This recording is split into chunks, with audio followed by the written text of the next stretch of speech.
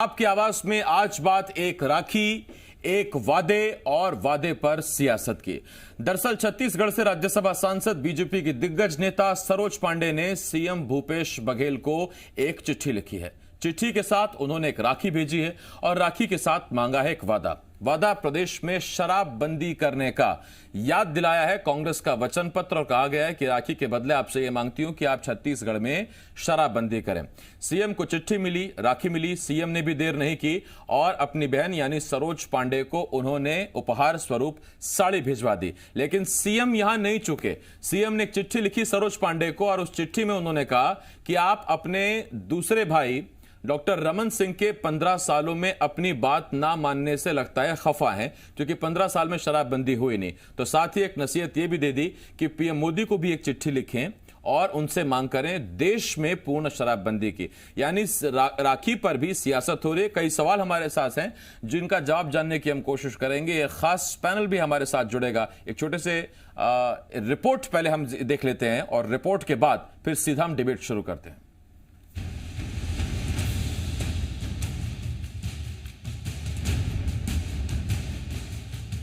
छत्तीसगढ़ में सियासत ने राखी के त्योहार में भी अपनी जगह ढूंढ ही ली।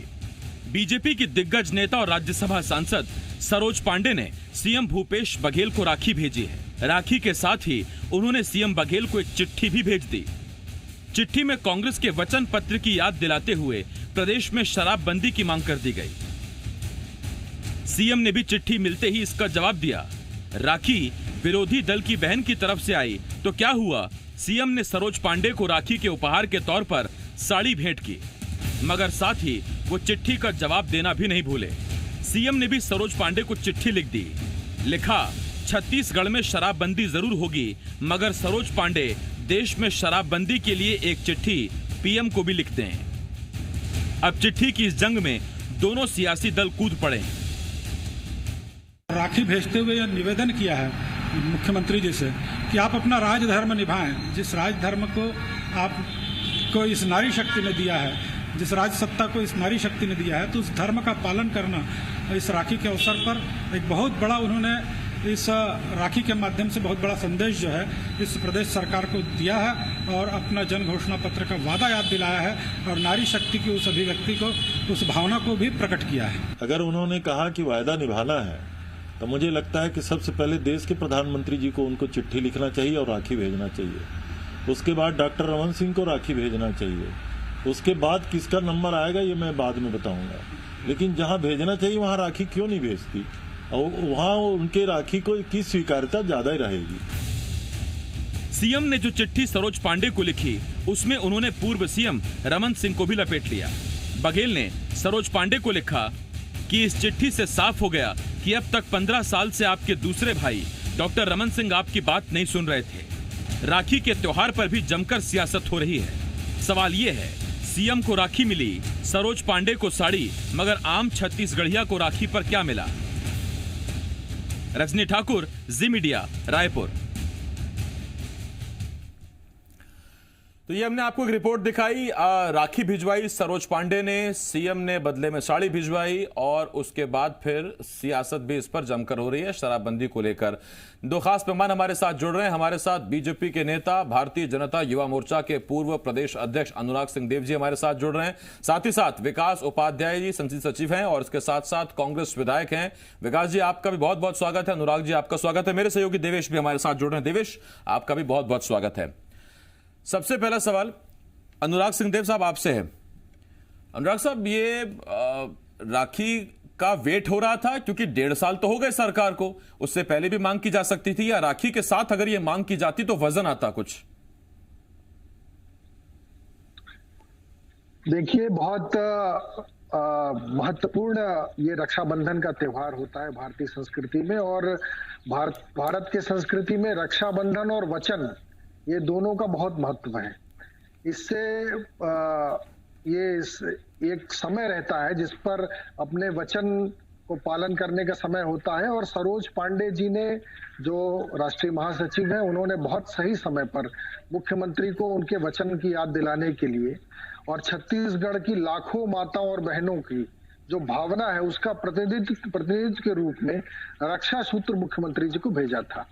और ये अपेक्षा रखी थी कि उन्होंने जो वादा किया है, जो वचन दिया है जनता को, आधार पर वो सत्ता में आए हैं, उस वचन को पूरा रक्षाबंधन है और इसलिए इस समय पर वो उस वचन को पूरा करें।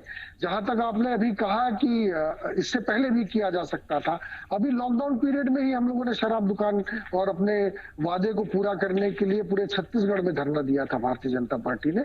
और लगातार जब से सरकार बनी है बीजेपी ने लगातार ये वादा याद कराया है उनको कि आपने गंगा जल की कसम खाई थी, आपने गंगा जल हाथ में रखकर वचन दिया था कि आप सत्ता में आकर अपने वादे को। अनुराग जी, सवाल तो मैं जरूर पूछूंगा, लेकिन इसमें एक सवाल ये भी है, बीजेपी को और इसके साथ साथ सरोज पांडे को क्या केवल छत्तीसगढ़ के भाइयों की सेहत की चिंता है, देश के भाइयों की सेहत की चिंता नहीं है? इस तरह की चिट्ठी तो पीएम को भी लिखी जा सकती है, सीएम ये मांग कर रहे हैं। देखिए, छत्तीसगढ़ राज्य की परिस्थितियां भिन्न है और छत्तीसगढ़ में जब पक्ष और विपक्ष की बात आएगी और वादे निभाने की बात आएगी और वचन पत्र की बात आएगी तो विपक्ष के नाते भारतीय जनता पार्टी और छत्तीसगढ़ में जिस तरीके की शराब की बिक्री है, यहाँ पर जो छोटा स्टेट होने के बाद भी इतनी बड़ी पैमाने पर शराब खपत हुई है, इन सब को लेकर यदि विपक्ष की नेत्री आदरणीय सरोज पांडे जी एक विषय रखती है और ये मांग करती है, तो मेरे ख्याल से छत्तीसगढ़ में बहुत न्यायोचित नहीं, बात बिल्कुल ठीक है, लेकिन इस पर ये जरूर है, आपने कहा छत्तीसगढ़ की स्थिति भिन्न है, तो ऐसा तो है नहीं कि छत्तीसगढ़ियों का कलेजा कमजोर है कि शराब पिएंगे तो थोड़ा सा जल्दी बीमार पड़ जाएंगे। देश की भी वही स्थिति है, पहली बात। और दूसरी बात, यहां आप विपक्ष में रह के इतना जोर लगा रहे हैं, देश में तो आपकी सरकार है, एक ऑर्डर पास करिए, खत्म कहानी। देखिए, ये तो भिन्न विषय है और इस पर बाद में चर्चा होगी जब राष्ट्रीय पैनल पर जब बातचीत होगी और उस अथॉरिटी के लोग बैठेंगे।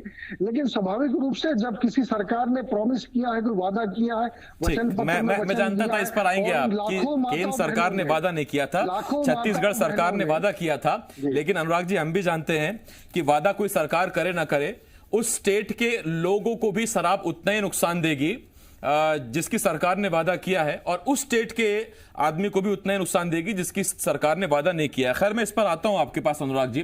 विकास जी, आपके पास आ रहा हूं। विकास जी, बेरोजगारों को भत्ता देंगे, शराबबंदी करेंगे, आपने कहा हमारे पास 5 साल हैं। मुझे ये बताइए, आज बेरोजगार आपसे जानना चाहते हैं, मान लीजिए आपने आखिरी साल में, 5वें साल में आपने शराबबंदी करी, 4 साल में आपने शराब से जमकर राजस्व उठाया, तो उसमें जब बेरोजगारों को भत्ता देंगे, चूंकि आप युवा नेता हैं इसलिए मैं आपसे सवाल पूछ रहा हूं, बेरोजगारों को जो भत्ता है अगर वो भी आपने चौथे साल में जाकर शराबबंदी के साथ देना शुरू किया, तो पीछे का जो 4 साल का जो बैकलॉग है ये आप 5वें साल में पूरा करेंगे? और इन 4 सालों में शराब से जो लीवर को नुकसान हुआ उसकी भरपाई कैसे होगी? देखिए, सबसे पहले तो मैं आपको इस चीज की तरफ आपका ध्यान आकर्षित कराना चाहता हूं कि 36 मांगों को लेकर हम लोगों ने जनता के बीच में जाकर चुनाव लड़ा, जिसमें 22 मांगों को 18 महीने में ये भूपेश बघेल जी की सरकार ने पूरा किया है। हमारा उद्देश्य 15 साल की भारतीय जनता पार्टी की जो भ्रष्ट सरकार थी, जहां युवाओं को, किसानों को, महिला बहनों को, हर जाति वर्ग के लोगों को छला गया, वहां पर उनको कैसे न्याय दिलाना, उनके हक और अधिकार की लड़ाई 15 साल हम लोगों ने सड़क से लेकर सदन तक लड़ाई लड़ने का काम किया। और हम लोगों ने जो घोषणा पत्र तैयार किया, जमीन की हकीकत को लेकर तैयार किया, हवा में घोषणा पत्र हम लोगों ने तैयार नहीं किया। और उसकी ओर कांग्रेस की सरकार, भूपेश बघेल जी की सरकार बढ़ रही है। मैं एक युवा विधायक के रूप में जनप्रतिनिधि बनकर निर्वाचित हुआ हूं और युवाओं की जो डिमांड 15 साल में छत्तीसगढ़ राज्य बना, तो यहाँ के जो युवा थे उनको इस बात का सपना उन लोगों ने देखा था कि हमारा राज्य बना है, नेचुरल रिसोर्सेज हमारे पास में है, हम कुदरत के प्रदेश में रहते हैं, जहां कुदरत की देन है, हमको रोजगार मिलेगा। लेकिन 15 और 19 साल में कहीं किसी को कुछ नहीं हुआ। अब जाकर उनको ये लगता है कि हमारा प्रदेश बना, जो सपना हमने देखा था छत्तीसगढ़ राज्य बनने का, वो सपना पूरा हुआ है। अब धीरे धीरे रोजगार भी उत्पन्न हो रहे हैं। आप देखिए किसकी देन है, उसमें क्या क्या है वो तो हम जानते हैं। मैं तो वो पूछ रहा था जो आप हमें बता सकते हैं। मैंने तो आपसे ये पूछा, चौथे साल में अगर आप शराबबंदी करेंगे, 5वें साल में करेंगे, तो 4 साल में जो लीवर को नुकसान हुआ इसकी भरपाई कैसे होगी, उसके लिए कोई योजना है क्या? और दूसरा, बेरोजगारों को जो भत्ता नहीं मिला इन 4 सालों में, उसका बैकलॉग, उसकी किस्त कैसे पहुंचेगी, कब पहुंचेगी? 5 अगस्त को गोधन की पहली किस्त आ रही, वो तो हमें पता है सर। आपको इस बात को किसने कहा कि 4 साल में आखिरी के 4 साल में शराबबंदी होगी? चलिए, मैं कहता हूं आपने अगर कल भी अगर बेरोजगारी भत्ता दे दिया तो इस 1.5 साल का नुकसान कैसे पूरा होगा बेरोजगारों का? देखिए, 15 साल का भ्रष्टाचार था। सरकार को पहले ये पूरा सिस्टम बिगड़ा हुआ था, उसको सिस्टम में लाने के लिए, सरकार चलाने के लिए, आप भी जानते हैं, सरकार चलाने के लिए पहले पूरे सिस्टम को सेट करना पड़ेगा। रोजगार के अवसर तैयार करने पड़ेंगे। लगातार रोजगार मूलक पाठ्यक्रम चालू किए जा रहे हैं। जो हमारे प्रदेश से लगे या हमारी संस्कृति से जुड़े काम है, उसको उत्पन्न करने का काम सरकार कर रही है। दूसरी महत्वपूर्ण बात यह है कि अब जब रोजगार के अवसर बढ़ रहे हैं, अब जब शराबबंदी की बात आ रही है, आप शराबबंदी की बात कर रहे हैं। शराबबंदी के लिए तो सरकार, जिस दिन सरकार अस्तित्व में आई उसके दूसरे तीसरे हफ्ते में ही हम लोगों ने समितियां बनाई, राजनीतिक समिति, सामाजिक समिति और प्रशासनिक समिति, ताकि सबसे सलाह मशवरा करके इस शराबबंदी, हमारे मुख्यमंत्री या हमारे प्रदेश के नेता, हमारे मुखिया का उद्देश्य, प्रदेश के मुखिया का उद्देश्य पूरा स्पष्ट है और कि शराबबंदी होगी और उसको वो करके रहेंगे। इंतजार रहेगा विकास जी, मैं लौटता हूं आपके पास। माना है उस पर सामाजिक जो उस आदेश का इंतजार रहेगा। विकास जी, मैं आ रहा हूं आपके पास। जगह जाकर बैठकर बात करके कैसे इसको संपूर्ण रूप से बंद करना है उस पर विचार कर रहे हैं। ठीक, मैं आ रहा हूं आपके पास। दिवेश, आपके पास आ रहा हूं। दिवेश, ये समिति का जो खेल है, ये दरअसल अभी नई सरकार, बघेल सरकार, ऐसा नहीं है कि यहीं से है। हमने देखा कि बीजेपी ने भी कहा था धीरे धीरे हम शराबबंदी की तरफ बढ़ रहे हैं, बीच में कुछ दुकानें बंद की गई, फिर वो जो कॉन्सेप्ट था वो टूट गया। उसके बाद ये सोचा गया, समितियां बना दी गई, बिहार भेज दी समिति, गुजरात भेज दी समिति। वो समितियां अभी तक चक्कर काट ही रही हैं और अब नई सरकार ने नई समितियां बनाई हैं। इसका मतलब सीधा समितियां अपना काम करती रहेगी, लेकिन सरकार को जो काम करना है उसके लिए शायद हमें और इंतजार करना पड़ेगा और तब तक सरकार का टेन्योर भी पूरा होने वाला होगा। राजस्व कमा चुके होंगे, शराब से जितना नुकसान होना है उतना हो चुका होगा। और जो सवाल बार बार मैं पूछ रहा हूं जिसका जवाब नहीं मिल रहा कि बेरोजगारों को जिस भत्ते का इंतजार है उसका भी उनको इंतजार है कि वो तारीख कब आएगी, किस महीने से उनको पहले किस्त मिलनी शुरू होगी। देखिए आसिफ, अगर राज्य निर्माण से बात से अब तक कुल कितनी समितियां बनी हैं इसका अगर अंदाजा लगाने की जरूरत महसूस हुई तो एक और समिति बनानी पड़ेगी। बिल्कुल, पता लगाएगी कि अब तक कौन कौन सी समितियां बनाई जा चुकी हैं। कमोबेश परिस्थितियां कुछ इसी तरह की हैं। बीती सरकार ने एक समिति बनाई थी शराबबंदी के लिए। उस समिति में अलग अलग सामाजिक संगठन के लोग, अधिकारी, तमाम लोग थे। उन अधिकारियों ने अलग अलग राज्यों का दौरा किया, जहां पर शराबबंदी हुई वहां भी, जहां पर शराबबंदी नहीं हुई है वहां भी। उन्होंने एक रिपोर्ट प्रस्तुत की। वो रिपोर्ट उनकी सरकार में नहीं आई, सरकार बदलने के बाद आई। उस रिपोर्ट में कहा गया कि छत्तीसगढ़ में जो चावल है उससे अच्छा बियर बनाया जा सकता है, तो राज्य के राजस्व को बढ़ावा देने के लिए उसके बियर का इस्तेमाल किया जाना चाहिए। साथ में यह सुझाव आया कि काउंटर काफी अंदर हो गए हैं, उन काउंटर को बाहर लाया जाए और काउंटर की संख्या बढ़ा दी जाए। भूतल में अगर शराब दुकान खोली जाती है तो उससे पैसा जो है किराए का, जो शराब की दुकानों के लिए दिया जाता है, वो पैसा कम हो सकता है। यानी उसमें तमाम वो चीजें थी जिसके जरिए शराब को कैसे बढ़ा सकते हैं, वो उस रिपोर्ट में आई थी। ये बीजेपी सरकार की रिपोर्ट थी। अब कांग्रेस सरकार की रिपोर्ट पे आ जाता हूं। उन्होंने एक समिति बनाई, उसकी रिपोर्ट आप देख लीजिए कैसी आई थी। इन्होंने 3 समिति बनाई है। एक पॉलिटिकल समिति बना दी, एक अधिकारियों की समिति बना दी, एक सामाजिक कार्यकर्ताओं की समिति बना दी। पॉलिटिकल समिति में बीजेपी और जनता कांग्रेस तमाम विधायकों को कहा जा रहा है कि शामिल होइए। वो लगातार इनकार कर रहे हैं कि हम इसमें शामिल नहीं होंगे। जब तक वो कहते रहेंगे हम शामिल नहीं होंगे, तब तक सरकार के पास दलील होगी कि विपक्षी दल तो शामिल ही नहीं हो रहे, वो चाहते नहीं शराबबंदी करना। दरअसल समितियां बनाई इसलिए जाती हैं कि किसी विषय को कब तक टाला जा सके, उसके पीछे बड़ा कारण है राजस्व का। प्रदेश में नए रिसोर्सेज डेवलप हुए नहीं है। प्रदेश में जो डेवलपमेंट के काम पहले चल रहे हैं, कोरोना काल में और बड़ा आर्थिक संकट है। आपको याद होगा जैसे ही लॉकडाउन 1 शुरू हुआ, सबसे पहले शराब की दुकानें खुली थी और उन्होंने ही सरकार के खजाने में पैसा पहुंचाने का पहला काम किया था। तो अर्थव्यवस्था में जो शराब प्रेमी वर्ग सबसे बड़ा योगदान इस समय दे रहा है। आपको लगता है कि प्रदेश में कोई सरकार एक झटके के साथ उसको बंद करने जा रही है? यही वजह है कि न तो पहले की सरकार में न तो अभी की सरकार में यह तय है कि शराबबंदी होकर रहेगी। अंतर इतना पड़ा है कि पहले की सरकार कहती थी हम धीरे धीरे शराबबंदी की ओर बढ़ेंगे और सरकारी शराब दुकानें खुल जाती थी। अभी की सरकार कह रही है कि हम शराबबंदी करेंगे लेकिन एकाएक नहीं करेंगे। बयान कॉम्बिनेशन एक तरह के आ रहे हैं लेकिन आम पब्लिक जो आम शब्द अलग है, मंशा एक है। मैं लौटता हूं दिवेश आपके पास। एक तारीख तो तय कीजिए कि अगले चुनावी जो आचार संहिता उसके पहले तो घोषणा पत्र के वादे को पूरा करके शराबबंदी कर दी जाएगी। ठीक, मैं दिवेश लौट रहा हूं आपके पास। अनुराग जी आपके पास आ रहा हूं। अनुराग जी, मैं आपसे एक सवाल पूछना चाहता हूं। ये देखिए, ये आप कह भी सकते हैं कि कांग्रेसी जरूर इसका जवाब जानना चाहेंगे जो काम आप 15 साल में नहीं कर पाए, आप उम्मीद करते हैं कि नई सरकार 1.5 साल में कर दे, जबकि राजस्व आपको भी मिलता था, राजस्व नई सरकार को भी मिल रहा है। आपको भी उस राजस्व की उतनी जरूरत थी विकास के लिए जितनी की नई सरकार को है। तो 15 साल में आप जो नहीं कर पाए, आप ये मांग करते हैं कि 1.5 साल में सरकार कर दे।